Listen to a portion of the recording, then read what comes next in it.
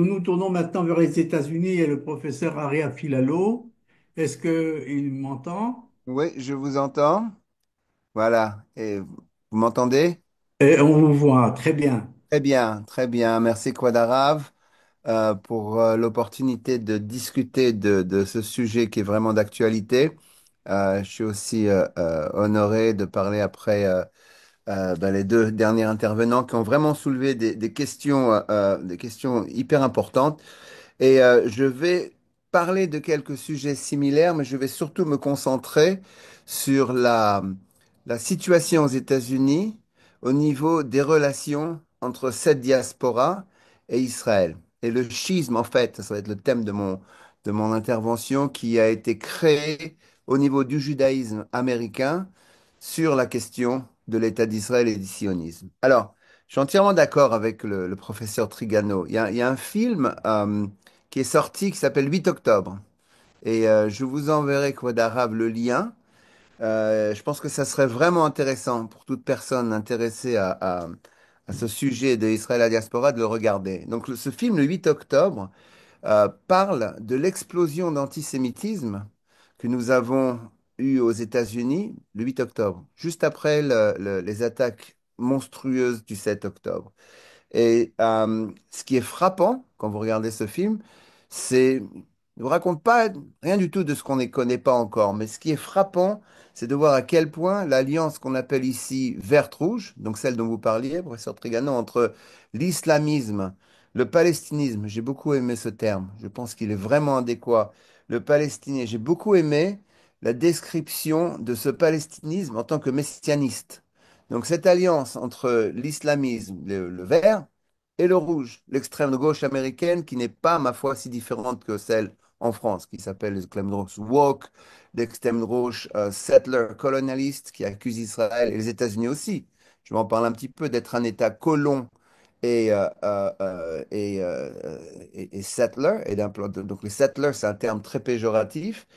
Et alors, ce qui s'est passé ici aux États-Unis explique un petit peu et se reflète dans le schisme qu'on l'on voit au niveau du judaïsme américain vis-à-vis d'Israël. Alors, nous avons un gros Israël avant, au niveau du judaïsme américain, c'était pas une question qui divisait les juifs. On avait dans toutes les synagogues, qu'elles soient orthodoxes, qu'elles soient libérales, qu'elles soient ce qu'on appelle ici conservatives, le Echal, le drapeau des États-Unis et le drapeau d'Israël. Surtout à partir de la guerre des 6 jours, qui a créé un énorme mouvement de fierté dans le judaïsme américain. Il n'y avait vraiment pas de mouvance, des petites mouvances, oui, mais pas de mouvance importante dans le judaïsme américain qui n'acceptait pas la légitimité de l'État d'Israël. Ceci a changé et ce changement se reflète dans ce qu'on a vécu depuis le 7 octobre. Aujourd'hui, si vous regardez les chiffres, vous avez une division très frappante entre les juifs américains un peu plus âgés, les juifs américains plus jeunes, les juifs américains plus religieux, ce qu'on appelle ici les orthodoxes, et les juifs américains moins religieux. Donc regardons un petit peu les chiffres. Pour les juifs américains de plus de 55 ans, 67% s'associent avec l'État d'Israël, visitent l'État d'Israël, soutiennent l'État d'Israël, sont membres d'institutions ou de synagogues qui soutiennent l'État d'Israël. Si vous descendez au moins de 35 ans, on passe de 67% à 42%. Si vous descendez au moins de 25 ans, on passe de 42% à 30%. Et alors, on a observé ce phénomène depuis déjà des années. Donc, on pourrait dire, oui, c'est peut-être, vous savez, il y a une blague ici, on dit qu'un juif de droite est un ancien juif de gauche qui a maintenant des enfants. Donc, on aurait pu dire que c'est un phénomène cyclique, que donc on passe par une période où nous sommes anti-Israël parce qu'on est plus à gauche, et puis plus on vieillit et plus on se rapproche de l'État d'Israël. Mais le fait qu'on observe ce phénomène depuis des années démontre d'une manière plutôt certaine qu'en fait, c'est pas un phénomène cyclique. C'est ce qu'on appelle une birth cohort. C'est une cohorte d'une nouvelle génération de juifs qui, pour qui l'État d'Israël, non seulement on s'associe pas avec lui, mais l'État d'Israël représente des idées, euh, à raison ou à tort, je trouve à tort, si vous me demandez, à tort très certainement, des idées avec lesquelles nous ne nous associons plus et qu'on n'aime pas. Alors pourquoi? Pourquoi? Qu'est-ce qui s'est passé? Je pense que premièrement, il y a l'explosion donc non seulement de cette gauche woke, de cette gauche académique, mais d'une gauche du Parti démocrate avec qui les jeunes juifs s'associent énormément. Alors il y a un paradoxe là-bas. Il y a un gros paradoxe. Cette gauche n'aime pas les juifs. C'est comme ce que vous avez décrit, professeur Trigono, en France. Cette gauche rejette les juifs. On voit des scènes choquantes, on voit des manifestations pour les gays, pour les trans, pour les... Ou si vous voyez un drapeau, comment dire, le drapeau, la couleur de l'arc-en-ciel, donc le symbole, et avec une étoile de David, on se fait jeter de la manifestation. On voit ces juifs qui pourtant sont vraiment à la base de ce mouvement, être obligés de rejeter tout sionisme, toute affiliation avec l'État d'Israël pour pouvoir être acceptés dans cette mouvance. Moi, à l'université, j'ai vécu ça. On parlera un petit peu du phénomène Trump, parce qu'il y a pré-Trump et post-Trump, je pense, hein. Et les juifs universitaires, mes collègues, sauf une petite poignée, une petite majorité, il y a un test de virtue signaling, il y a un test de valeur. Faites-vous partie de cette gauche qui est plutôt autoritaire, qui ne vous donne pas l'espace intellectuel pour s'y opposer? Si vous y faites partie, on nous a demandé par exemple de signer une déclaration comme quoi tous les professeurs ont bénéficié de la suprématie blanche, que notre université en fait se situe sur de la terre qui a été volée des Native Americans, des Indiens qui s'y trouvaient avant, je ne sais pas de qui ils l'ont pris eux, et que nous sommes donc illégitimes. Alors moi, bien évidemment, qui suis marocain, qui ai grandi à Ivry-sur-Seine, dans ce qu'on appelait la zone, bah, venez habiter chez moi pendant un an, et puis après, on discutera. J'ai refusé de la signer. 67% de la faculté l'a signée. Sur ces 67%, à vue de nez, hein, j'ai compté à peu près 80% des professeurs juifs. 80% des professeurs juifs ont signé une déclaration qui les affilie avec une mouvance, dont Black Lives Matter, dont la politique d'identité, dans tous ces organismes pour qui Israël est le pôle de la haine. L'État d'Israël est l'État, comme vous l'avez dit, vraiment, ça m'a frappé, professeur Trigano. C'est un messianisme et l'État qui, si vous voulez faire partie de cette religion, vous devez le détester. Alors évidemment, on entend de la rivière From the River to the Sea. La plupart, j'ai oublié le nom de la politicienne, la femme politique, je vais vous contacter pour que vous me la donniez. Et la plupart des professeurs ne savent pas. Ben, ils savent pas quelle est la rivière. Si vous leur demandez, non, From the River to the Sea, mais par contre, ils sont des membres, des fidèles passionnés de cette nouvelle religion que je viens de découvrir, parce que je pense... Et alors, ça explique aussi, entre parenthèses, je vous ferai une petite footnote, ça explique aussi, je me suis toujours demandé pourquoi des mouvements comme le mouvement gay en Amérique sont passionnés d'islamisme. Alors, quand je leur pose la question, mais voyons, si vous allez à Gaza avec un drapeau LGBTQ, ça va pas être très gai pour vous. Par contre, Tel Aviv a été votée nombreuses fois la ville, une des villes les plus accueillantes pour la population. Je me rappelle une fois, j'étais à Londres, à Piccadilly Circus, et il y avait un gros signe, il n'y a plus de gays à Londres, ils sont tous partis à Tel Aviv. Vous voyez. Donc, comment est-ce qu'on peut adorer, aduler un mouvement qui vous déteste? Et j'ai pas eu de réponse. Une jeune femme m'a dit, Trance m'a dit, on les aime malgré bien qu'ils nous aiment pas. Alors, le messianisme expliquerait un petit peu ce genre d'attitude, expliquerait beaucoup ce genre d'attitude. Donc, pour les jeunes juifs qui sont éduqués dans ces universités, qui de manière fondamentalement, ils ont été éduqués aussi d'être avec le Parti démocrate, d'être attirés par des causes libérales. Et donc aujourd'hui, Israël est devenu ce qu'on appelle une wedge issue. Pour eux, c'est soit on devient anti-sioniste, on devient contre Israël, soit on doit abandonner notre identité politique américaine. Et je pense que ça explique beaucoup cette descente de 67% à 33% dans les Juifs. Alors il y a ça. Ensuite, le facteur qui est le plus important pour comprendre qui va soutenir Israël et qui va être contre, c'est une visite en Israël. C'est absolument frappant. Les Juifs qui partent visiter en Israël reviennent, alors que ça soit avec Birthright, que ça soit, s'ils y vont dans un contexte, on leur explique, où ils écoutent des choses qui sont vraiment de substance, pas pour aller à Eilat à la plage pour un mariage. Ces Juifs-là reviennent beaucoup plus favorables à Israël. Et alors aujourd'hui, nous avons un phénomène où les visites des jeunes en Israël sont en chute remarquable. Donc nous avons des juifs politisés à gauche, à qui on dit qu'il faut détester Israël. Et si vous voulez rester dans notre mouvement, il faut vraiment détester Israël, parce qu'il faut surmonter non seulement votre identité sioniste, qui est le pôle de la haine, les sionistes woke, les woke vous disent, il faut aussi surmonter votre identité juive. Donc il faut vraiment essayer, il faut signer cette déclaration. Je suis coupable, pardonnez-moi. OK? Alors, ça, il y a ça. Maintenant, il y a aussi la division entre les juifs orthodoxes et les autres. Le judaïsme américain est vraiment aujourd'hui divisé entre les orthodoxes qui envoient leurs enfants dans des écoles juives sionistes, des écoles juives qui sont en général en train d'envoyer les enfants dans un voyage en Israël. Ma fille de 16 ans, par exemple, part pour un mois et demi en Israël cet été. Ma grande fille, hein, on parlera, qui n'a pas grandi dans une école juive, a été en Israël deux, trois fois. Et moi, je suis témoin, ils sont de deux mariages, hein, pour que vous sachiez, je ne suis pas aussi schizophrène que j'en ai l'air, je suis témoin devant moi d'une fille qui est plutôt pas très affiliée avec Israël, et de l'autre qui est complètement Israël avec le drapeau, etc., Yom HaAtzmaut demain. Ensuite, la mondialisation dont vous avez parlé, professeur Trigano, je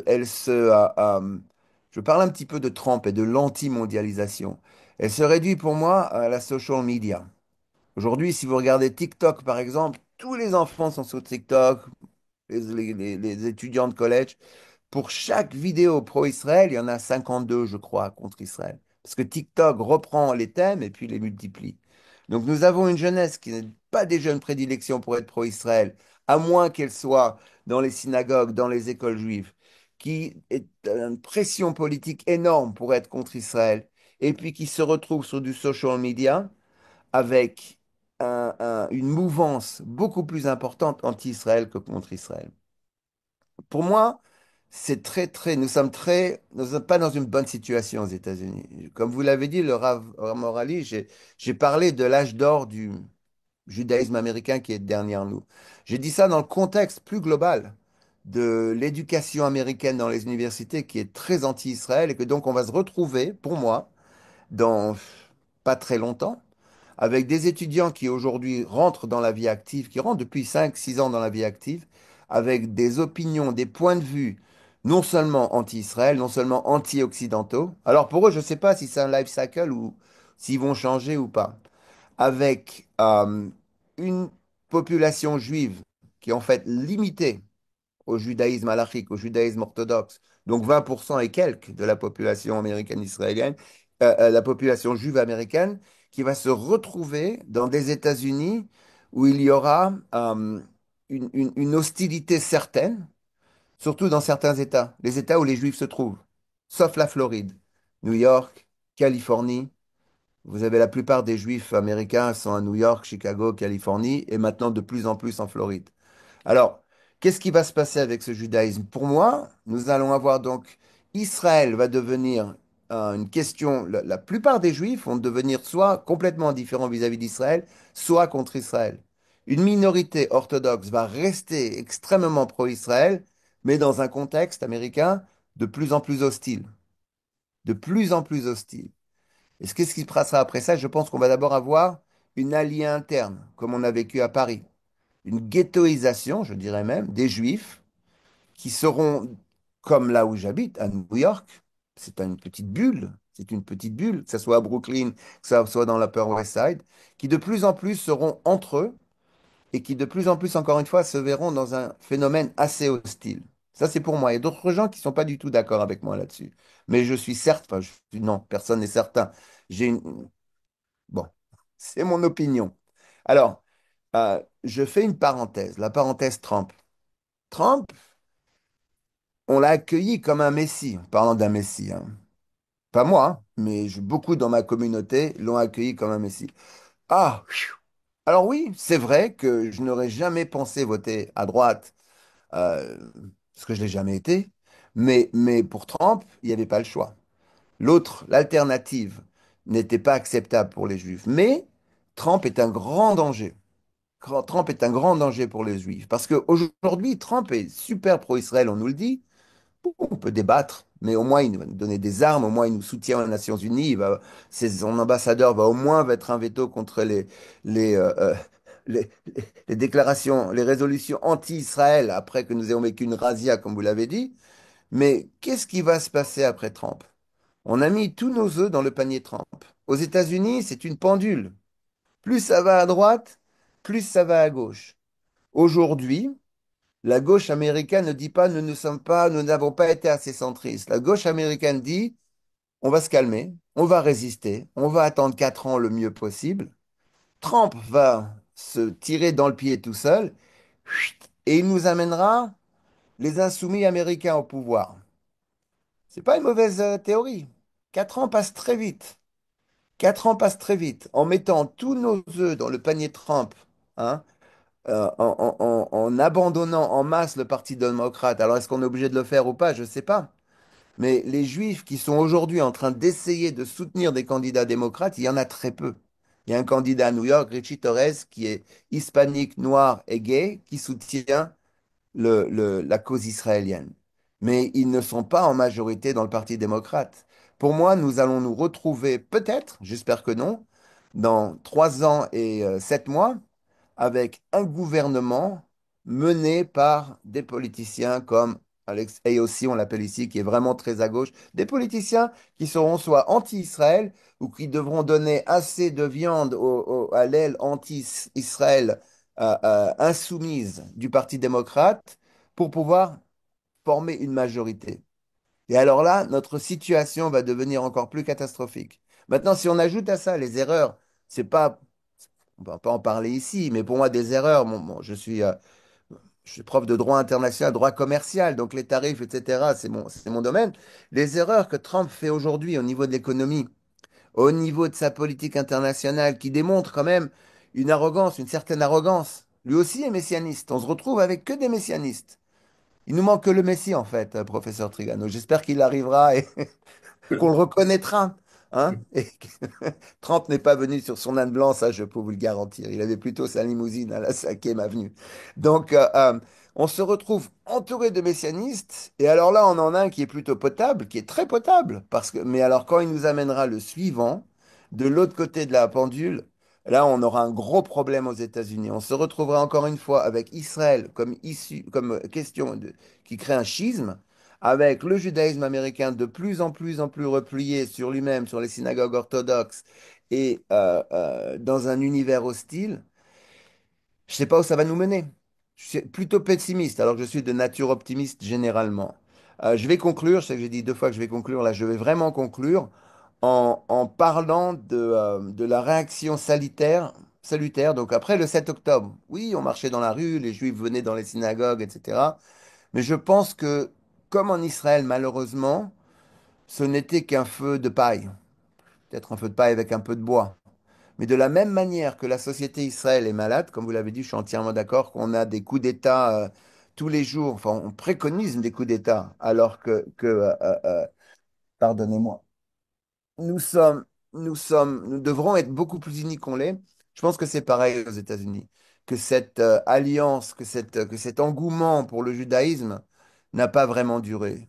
Et que donc ce phénomène qu'on voit aujourd'hui de division du judaïsme américain, de perte de beaucoup de juifs américains qui en s'assimilant, deviennent antisionistes et quelque part anti-juifs, parce qu'aujourd'hui l'antisionisme, c'est de l'antisémitisme, ça va continuer. C'est pas le 7 octobre qui va arrêter ça. Le 7 octobre, au contraire, a été un événement catacyclite pour la haine contre les Juifs. Je vous recommande vivement de voir ce film le 8 octobre. Et pour vous donner un exemple de même comment ce film, la production de ce film illustre ce que j'ai dit, il n'y a pas un seul Juif de Hollywood, sauf ces 2 réalisatrices qui ont voulu toucher à ce film.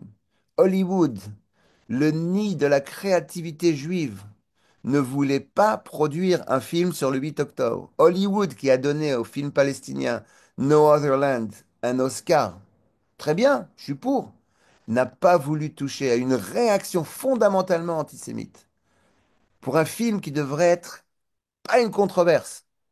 Pas une controverse. Quand on frappe des étudiants juifs, quand on crie From the river to the sea, et que les juifs eux-mêmes, on ne veut pas y toucher. Ça vous montre à quel point le judaïsme américain est aussi malade. Et alors, ben voilà, on a un point commun avec Israël. On a une société juive malade. Espérons encore une fois, dans toutes les générations, nos ennemis, Akadosh Baruch Hu nous a aidés.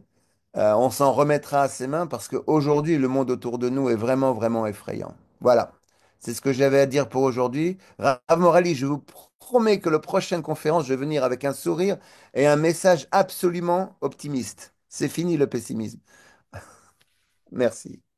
Un grand merci. Je retiendrai entre autres que nous sommes dans une société où la plupart des gens demandent le Mashiach, mais nous sommes sans le Mashiach. On recherche le Mashiach. Peut-être il faut proposer sur les ondes qui est capable d'être Mashiach et ainsi on pourrait avancer. En tout cas, merci beaucoup pour vos analyses et Merci cette à vous, merci participation. aux autres intervenants, avec qui je serai en contact. Merci à vous. Merci d'avoir visionné cette vidéo.